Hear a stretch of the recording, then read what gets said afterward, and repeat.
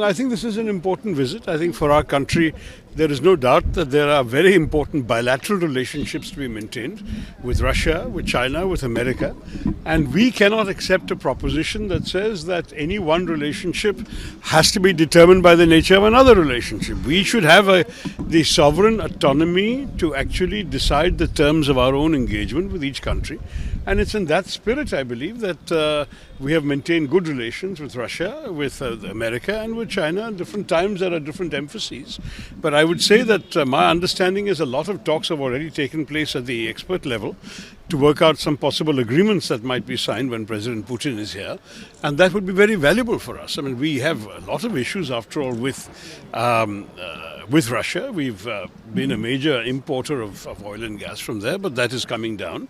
But that's not the only element of our relationship. There are a number of other contributions. Defense cooperation has been very important. We already saw the utility of the S-400 air defense system during the Operation Sindoor. There's now discussion of more S-400, maybe S-500. I don't know what's going on. I'm not privy to these conversations. But there is obviously defense thing. There's some talk about possibility of mobility agreement for our workers. We don't want situations where our people go for one thing and end up being press ganged into the army. There should be some formal agreement about how these things happen. So I think there's no doubt that there is a lot to be discussed, and I'm convinced that our Prime Minister and President Putin will have very good conversations. Let's see what comes out.